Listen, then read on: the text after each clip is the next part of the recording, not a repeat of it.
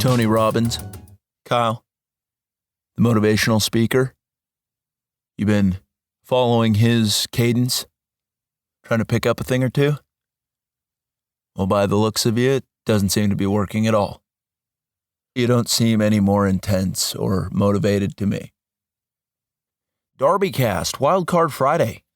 Kyle and I were just talking about mindset, talking about positivity, talking about what it means to have the heart of a champion. And Kyle, I have all those things. They are constitutional pillars woven into the very fabric of my being. And I'm sorry that those things are not inherently accessible to you without watching a guy jump on a trampoline. That's Tony Robbins for you. No problems with jumping on a trampoline and no problems with Tony Robbins, honestly, Kyle. But I'm kind of the Peter Pan motivational mindset. And what's that? Accessing happy memories, happy thoughts, and harnessing those happy thoughts and moving forward. Is this a mainstream line of thinking? No, it's not. No, everybody's talking about, do push-ups, eat kale, do a cartwheel, drink an ale. None of those things are the ticket, right?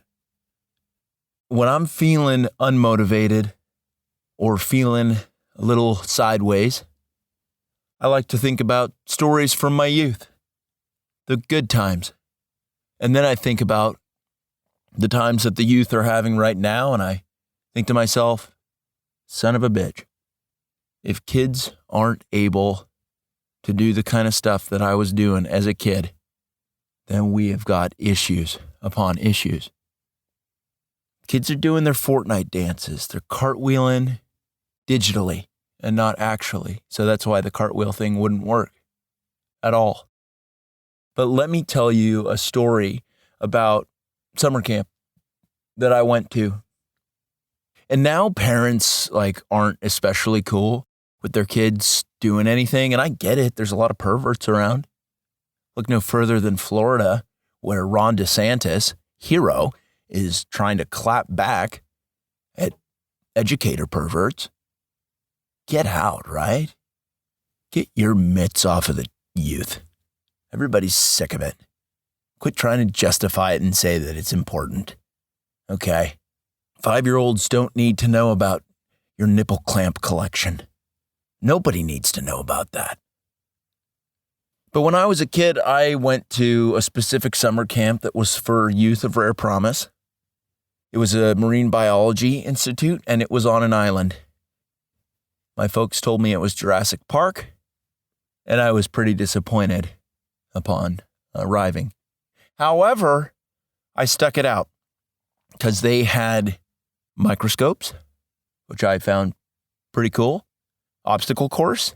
They had mazes. They had dormitories. So it was a co-ed camp for, like I said, youth who were pretty high on the aptitude scale in some categories. Obviously, I'm pretty low in a lot of important categories. We won't get into that today, but let me tell you about my experience at camp. And what's the goal with this episode? To make everyone, whether they had a sweet childhood or not, think to themselves, I would like an agreeable future for the youth of America. Okay, so I arrive at this camp and I get set up with my counselor, Ian. Ian's a little overweight, but he's into sharks, and I didn't mind that at all. I said, Ian, you and I are going to get along just fine. A couple other kids in the troop. We had a kid named Kyle. Yeah, I know Kyle. Same name as you. A kid named Junior. We had a Curtis. One kid just went by Whitey, and we gave him that nickname. Boy, was he just pasty as Casper. Decent at stuff, but so vampire adjacent in the hue of his skin. But yeah, Kyle, Junior, Curtis, Whitey, me, and Tyler. Nice little camp group. We did it all. We went out on a boat where we were told stories of local Native American tribes that couldn't seem to put things together and continue existing. We collected samples of seawater, and then we analyzed them and said, whoa, what is that? A creature? Are kids having these kinds of monumental experiences nowadays? You bet your ass they're not. Kids are staying home, wearing masks, being little pussies, all the while their parents are showing them photo collages of men in Speedos. Oh yeah, this is what's going on with the youth, okay? It's not okay. But let's get back to camp for a second. The first night we had a bonfire. We got to hang out with some of the female campers and counselors. There was a camp counselor that I swear just totally had the hots for me. Kept asking me questions about sperm whales. I didn't get it at the time, but it was a Marine camp. She was lusty. I was a tall kid. It makes a lot of sense now. But my eyes were on a female camper. Her name was Lynn. She was gargantuan. Very tall girl. I'd never seen anything quite like her. Each night at camp, a bunch of science dweebs, they had like a dance. And Lynn and I, we tried our best. We put our sweaty palms together, made fairly autistic eye contact. What's that? Non-existent. And we held each other pretty close while listening to songs by NSYNC and the Backstreet Boys. That was the life, okay? That was everything. And there are people in this world who are trying to take that away from kids. Not okay, right? The people who are trying to ruin that should be ruined themselves in a pretty physical way. This was a whimsical time in my life when nobody really thought about perverts. Nobody thought about the economy. Nobody thought about wearing idiot pieces of cloth on your face to stay safe. Oh yeah, this was a time of freedom. Let's talk about Whitey for a second. Whitey told a lot of stories about chicks. And he didn't know a damn thing, but neither did we. So we kind of hung on his every word. Whitey was regaling us with stories of angry hand jobs, and that was about it. That was Whitey's speed. Whitey, allegedly, was on the receiving end of a angry handy J or 3. And boy, did that just impress all of us. Kyle, Jr., Curtis, Tyler, myself. Of all those guys, the last one you would have assumed that would know a thing or two about anything was Whitey. But he kind of stepped up. It was pretty cool. However, I don't want to talk about this anymore because I want to talk about Ian, the camp counselor, and his legendary ghost story. I know a lot of your ears just perked up. And your arm hairs may have stood on end, and you might be salivating a little bit. Jaw may have dropped. You may have bit your lower lip and winked at yourself in your rearview mirror if you're in the car. I get it. Everybody loves a good ghost story. This was unlike any ghost story I'd ever heard in my entire life. It was not age appropriate. Frankly, I don't think it was appropriate for anyone, regardless of age. But let me just go ahead and tell it to you because I'll never be able to forget it ever, even if I wanted to. So the camp that we were at, Ian insisted, used to be a college. And I wasn't really buying it, but I didn't call him on it either. I wasn't quite as disagreeable then as I am now. Ian was like, yeah, so this campus used to be a college. And there was some pretty major sporting events that happened here. And everybody was like, oh, dude. And everybody had the right to say that, because who doesn't love a good sports match when it's not politicized, right? Those were the glory days. Whitey was pretty upset because he had had kind of the stage and the mic for quite some time.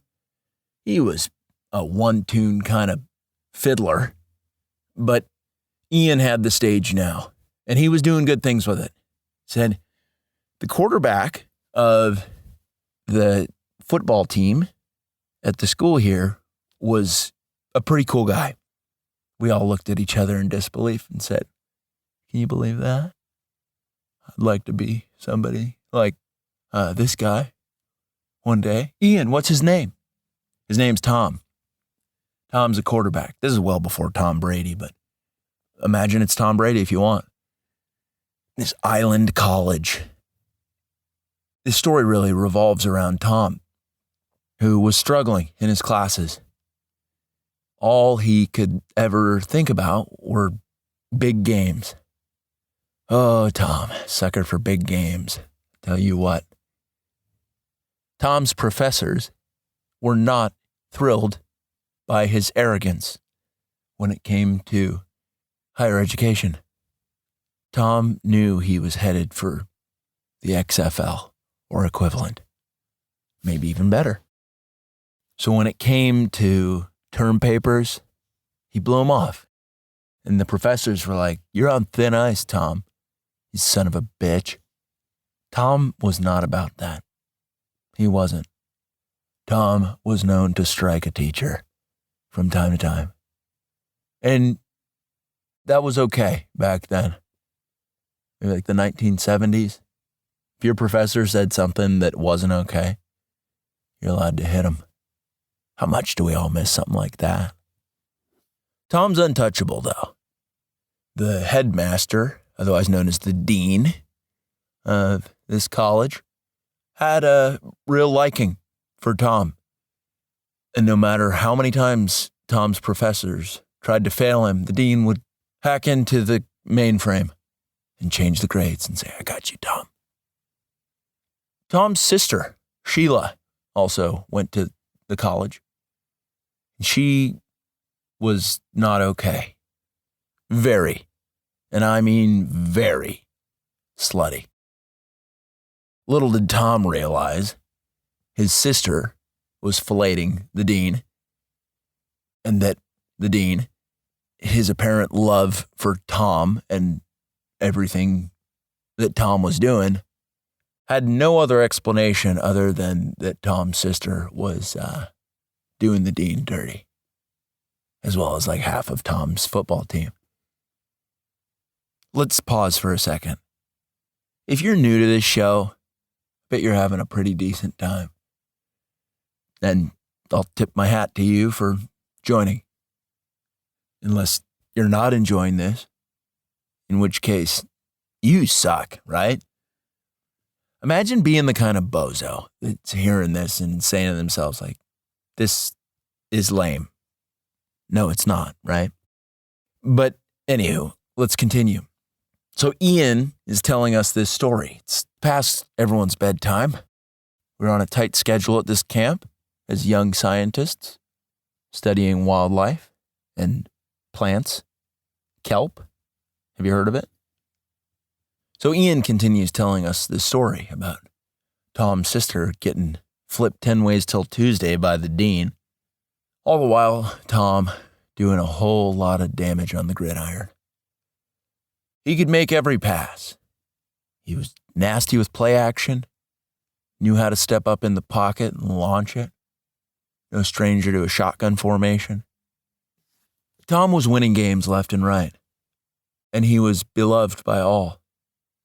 But then one day, Tom went into the dean's office and he caught his sister, Sheila, performing some extracurriculars on the dean.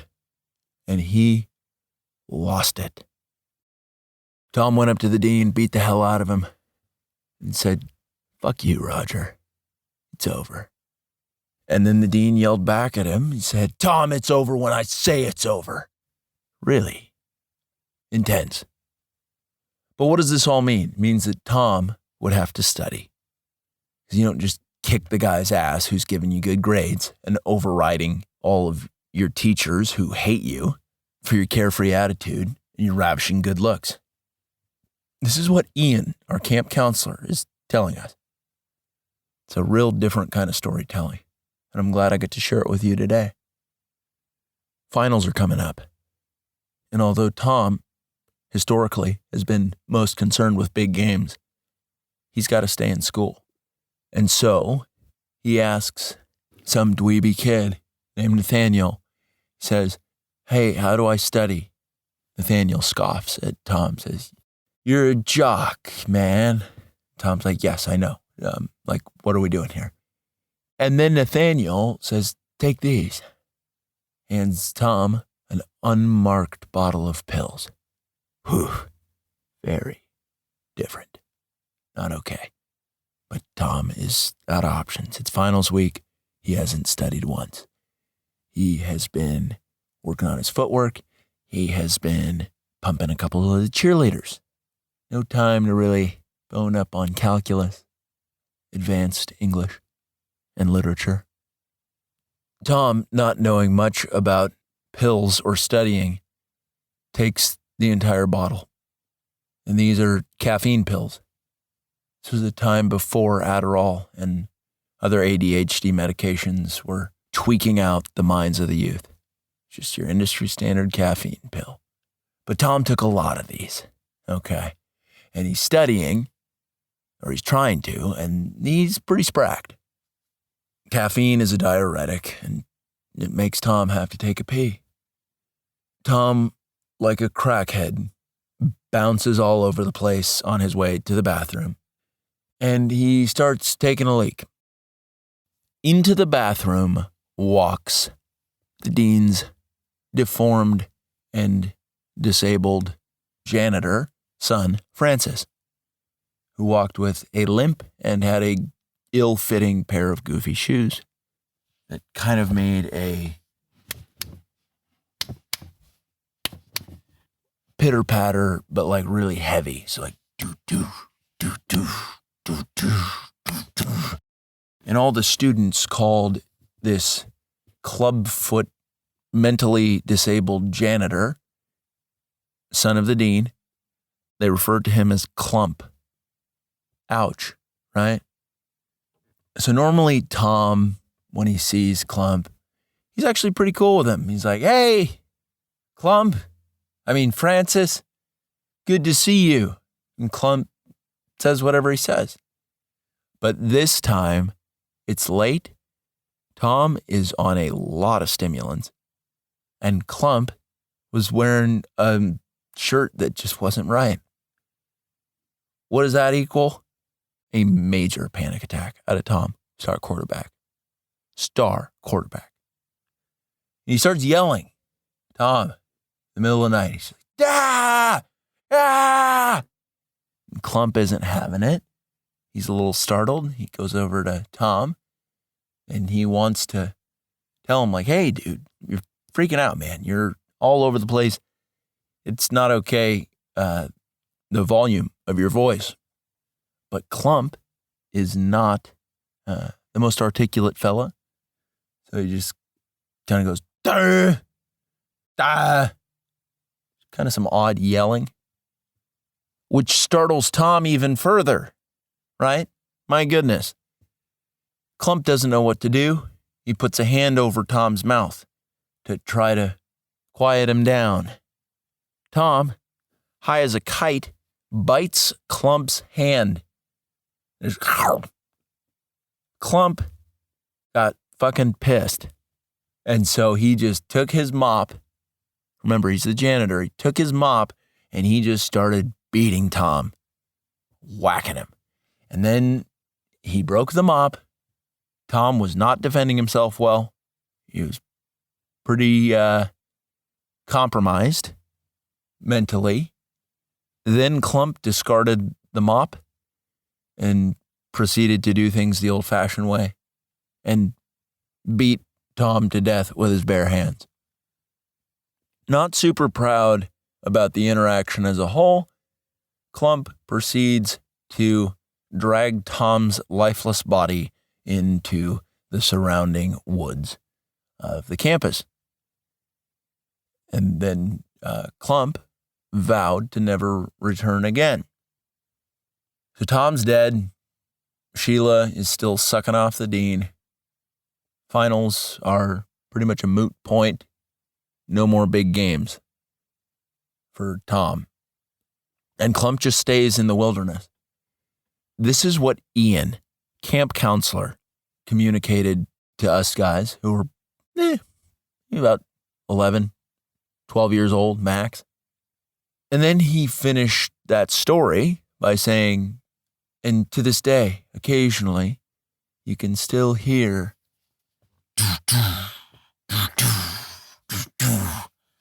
walking around the halls. Just a little.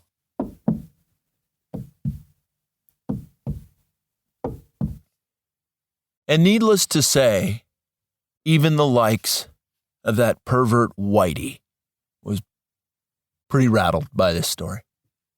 We were all pretty terrified. I'd never heard a ghost story like that ever.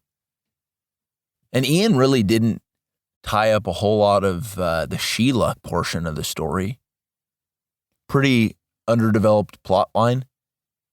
But in hindsight, I really respect that storytelling mechanism and stylistic choice of delivery. You know, like, yeah, Tom had a sister and she was using her mouth in ways that were not scholastic. Impressive, right? So we were all pretty scared. Our troop. And I don't know what Ian's deal was. Like, why was he such a good guy? He didn't have to share an amazing story like that with us. He didn't. That was an extracurricular. He did not get paid extra for his expert delivery and his uncensored raw takes. The people in power don't want the youth of America to have high impact moments like this. They don't. They want kids to be scared, playing Fortnite, eating their jewel, and struggling to make top ramen. It's the unofficial playbook of the leadership class of America. Some of you are asking right now, was that all that happened at camp? Bet your ass it wasn't. We did art projects the next morning. And Whitey tried to tell more stories about inappropriate conquest of chicks. And at this point, we're like, you know what, Whitey? We're fine with Ian being the resident storyteller because I'm pretty sure everything you're telling us is fucking bullshit. And that hurt Whitey's feelings, but he deserved it. When you brag a little too much, it's like, dude, I'm starting to think that this is made up, okay? So the following day, we had a ton of activities, analyzed some seawater, did a little bit of snorkeling, and then we went out on a catamaran, a sailboat. And Ian took it upon himself to tell stories again. He said, guys, you know how the camp used to be a college? Would you like to know what it was before then? And at this point, we were pretty fired up on Ian's storytelling, and so we all emphatically were like, yes, Ian, tell us more. He said, well, the school was actually built atop an Indian burial ground. And none of us really understood why that was significant at all. And he said, well, there was a brave warrior. His name was Torquay, spelled Torqa, Torquay. And he and his tribesmen were fierce warriors. And everyone said, pray tell, Ian, continue. He said, well, there were warring tribes all over this island, and Torquay's tribe was the mightiest. However, a lot of the braves, the warriors in Torquay's tribe, were getting their asses kicked, some of them even being killed by some of the other warring factions. And so Torquay took it upon himself to engage in quite a bit of spirit nonsense. And he did so by hurling his body off of a cliff while yelling some mysterious incantations and burning some sage. This had us all pretty captivated. We said, Ian, what happened next? He said, well, Torquay's spirit rose from those jagged rocks that happened to be right over there. And he pointed from the sailboat over to this cliff and these really sharp rocks. And we were like, oh my gosh, it's a true story. Son of a bitch. Ian continued. He said, Torquat's spirit rose and he assumed the form of a mighty warbird, a hawk that had eagle-like features. And he rained fire and destruction down on the warring tribes and also picked some of the other Indians and the warriors up with his spirit talons, flew up super high, and then let them go at height, and then their bodies exploded on impact. The entire area was littered with exploded Indian body parts. And Torquat, being actually a pretty good dude, proceeded to pick up a bunch of boulders and shrubs and other items, and he covered up all of the carnage, thus rendering a significant area a Indian graveyard. And then Torquat flew off. And we're like, dude, what?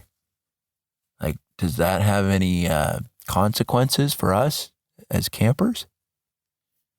And Ian says, well, do any of you have any Native American heritage? Whitey shot up his hand and fully cemented his reputation as a pathological liar. But nobody else raised their hand. Ian said, good. Are you sure? And we all kind of looked at each other. We're like, no. This was well before 23andMe and all that nonsense.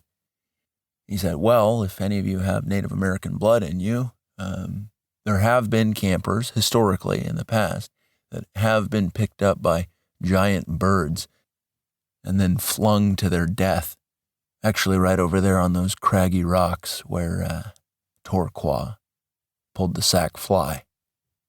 And to this day, I would imagine that all of us, myself included, are pretty freaked out by raptors, right? Birds of prey.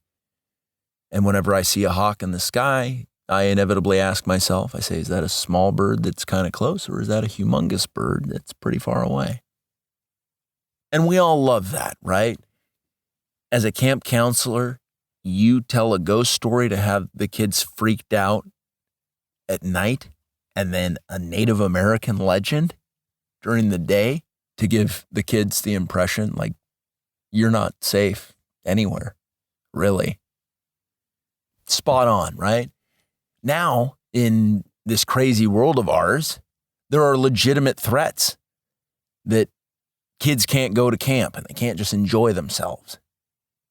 Those were the days, right? Sometimes we've got to find our happy thoughts.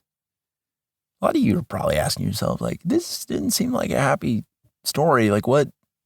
Was there a pretty positive conclusion to this? And I'm going to tell you, yeah. We threw Whitey a blanket party. All of us got tired of his shit.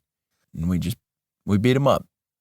We made him sleep outside, knowing full well that at any point, a disabled and disgruntled janitor could pop out of the woods and abduct him. It's a shame, right? That kids today don't understand what good, clean fun used to be. But I hope that hearing this story today has done some pretty positive things for you, where you've said to yourself, this was the inspirational story I needed to hear, like yesterday. I want to help recreate the world that made experiences like this possible for students of Rare Promise. Did I ever tell my folks about what went down at this camp? You better believe I didn't. Was there any funny business? Anything inappropriate? No. All of this was A-okay by me. I wonder what Ian's up to these days. Maybe he too is a storyteller. I, as a storyteller, have never really given Ian the credit that he deserves. I want to tip my hat to anyone named Ian. If you're listening to this show right now and your name's Ian, good job. Let's conclude the story of my camp experience. The following day, we had one final dance, actually the following evening, and that hot female camp counselor tried to put the moves on me. I said, no way. I gotta do things right and be true to my girl, Lynn, here. I wonder how Lynn's doing. Did she grow up to be a smoke show? Most likely, because that's what happened to me. I was a science dweeb, and then I discovered push-ups and sports and weights and raw eggs and discipline. And I hope Lynn found those things too. Like maybe a couple other things. But you get what I'm saying. I want to encourage listeners of the DarbyCast who are parents to send their kids to a high-impact camp like this. Send them to an overnight camp and just make sure it's run by non-perverts. I think my folks probably did a little vetting. Maybe they did, maybe they didn't. But the only real pervert at the camp was Whitey, and he was dealt with accordingly. Just a little camp justice. Where's that, right? When somebody is fucking up in a huge way, it's up to you and your peers to regulate. How's that for an inspirational / motivational message? Is that accountability is coming your way, whether you want it to or not. If your peers are high integrity, science-minded, gifted students who have heard some pretty crazy stories in the past couple days, they're going to be inspired to do the right thing, to correct some negative behavior. Society's a little bit off our moral dock. And so sometimes you got to correct people. You throw them a blanket party. Kyle, Tony Robbins would never tell a story like this. And that speaks to his professionalism, but it also speaks to his limitations. Okay? Never forget that. But that's going to do it for DarbyCast. That's WildCard Friday. That's a set of really important stories within a story. And that is the kind of stuff that I cling to when I need a little boost. So I hope it does for you what it does for me, because right now I feel incredible. Enjoy yourself for the rest of the day and for like an entire week.